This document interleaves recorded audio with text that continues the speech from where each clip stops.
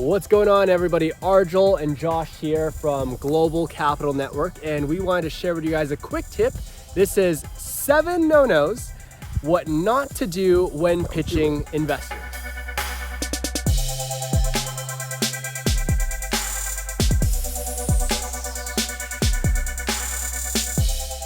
Number 1, take us off, buddy.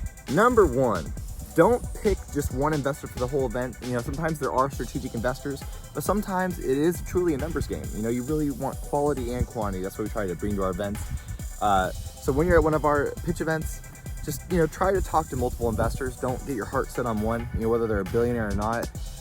Sometimes they're going to be, they get pitched the most. Sometimes it's going to be the guy, the lesser known guy that's, you know, interested in your technology. And maybe it's not exactly what you had in mind, but keep your eyes open. Keep your options open. Cool. That is number one. Number two is make sure your pitch deck is nice and creatively designed. Now, you don't have to go all in with the bells and whistles and all that type of stuff, but just proper enough for them to get a taste as to what you guys are actually doing with your company so that their interest is piqued and that you can have a follow-up presentation or follow-up conversation with them for the money. Remember, the fortune is always in the follow-up, and your pitch deck is a tool for you to do that. So that is number 2. Don't have a bad design. Yeah. Don't have a bad design. Don't have a bad design. Have a great design. Spend some time on it. We have an internal creative team here. We can help you guys put together something really nice that we know is going to get some good views. So number 3. All right. What not to do. Do not overbug these investors. There's a fine line between being consistent and following up and making sure you're not forgotten and stay on top of their mind. The squeaky wheel gets the oil. But another phrase I like to always talk about, especially in sales and other things, is, you know, the pigs get fat and hogs get slaughtered. You get too greedy and you're trying to go after too many people, or bugging too many investors. Don't be in their email every day and calling them. Did you see it? Did you look at my deck? Did you make a decision? Keep in mind, at the end of the day, it's a sales game. You know, instead of selling a car, don't be a used car salesman. Bugging them and hounding them, trying to do a hard sale. You know, likely you're probably not some $1 billion deal maker that can do it like that. So be smooth, be gentle. Just don't bug them. You know, don't. Then they're just not gonna. At the end of the day, you're not making a $20,000 to $80,000 car sale to someone. You're trying to get them to give you at least $250,000. Potential. I mean, we have clients where they're trying to raise, $100 million. Sure. So you gotta finesse it, especially when we're talking to our billionaires and investors. You know, you really got to be very gentle about how you approach things. So that's number 3. Is don't overbug the investors. Cool. And number 4 is don't have too general of a pitch, right? Your investors are people, they're humans, they actually specialize on specific industries. And if your pitch can be custom tailored to that specific investor, then they'll feel special that they know that they're human and you have it. It's not just some general fire hose pitch that I can send my deck to a 50 million different investors and hopefully get one. Make investors feel like they're human. Don't have too general of a pitch, and make sure that you custom tailor it to your audience. Yeah, and that can, a lot of times, I was actually reading a great book on family offices and marketing to them, and they say, typically even make a different deck based on the type of investor. So, don't show a billionaire family office the same deck you're going to show to angels. And in practice, it can be a lot of extra work to really custom tailor it too much. But if you're really trying to raise millions or billions of dollars, you probably spend a little bit of time on the creative side. Totally. Even if it's just customizing a few pages or the ask or the valuation. So we were just actually with the company, I've known them for a while. They've recently publicly listed. There was this dinner, lunch we just had with a client, and it was a little overly general, So really, at the end of the day, don't be too general. And we're doing this and that. Like, really get into the business model. What are you really trying to do? What's the business model? How are you going to make money? Don't be trying to do everything as well. So that was 4. Yeah, that was 4. Number 5. 5 is. Give me a second, guys. Let me think of something really good. All right, be professional. Okay, I've seen entrepreneurs, and some are rightfully can do so if they're really badass.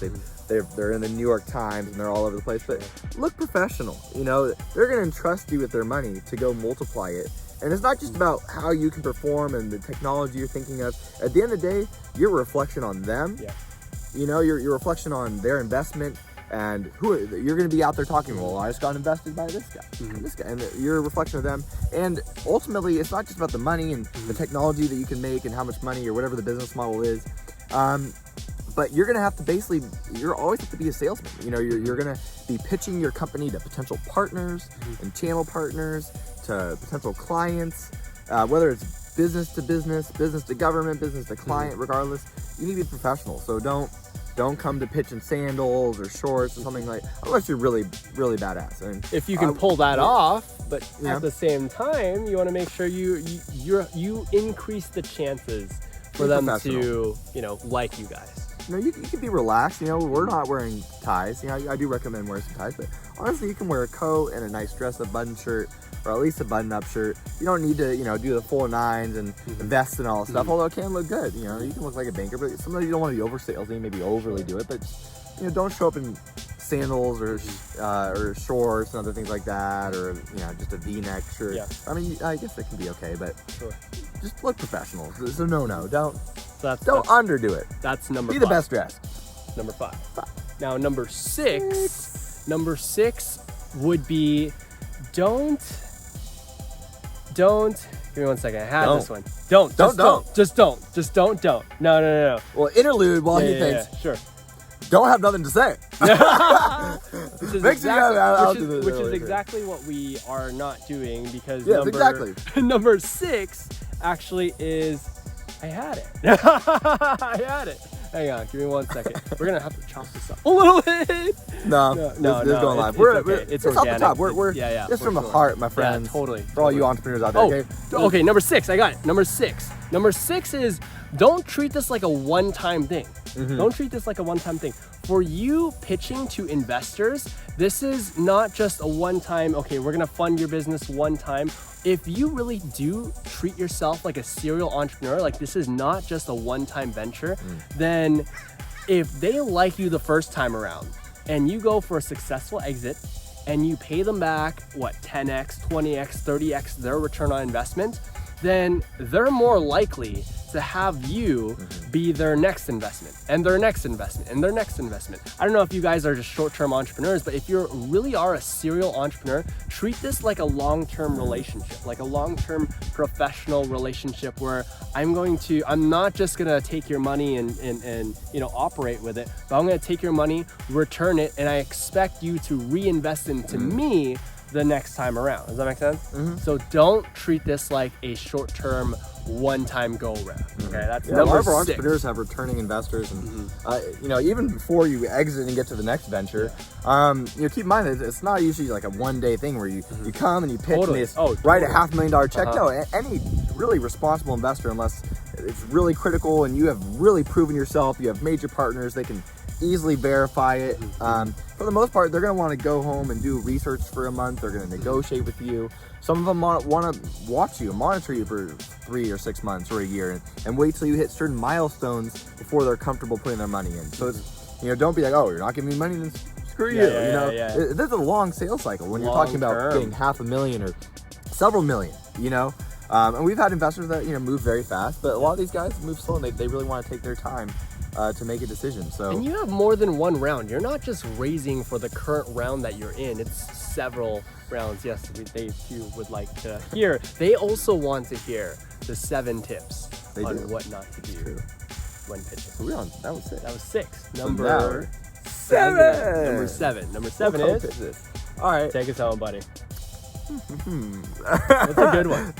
What is a good one? So while he thinks, Josh has actually been doing this for quite a long time now. Josh has been in the investor relations business or at least speaking to investors several years. I've been running my own company for almost 20 years. Definitely a lot of experience. And I myself, I've been doing investor relations privately before I even met Josh for about like a year and a half or so prior to, and we decided to partner up and create this awesome video for you guys. So Josh definitely knows what he's talking about.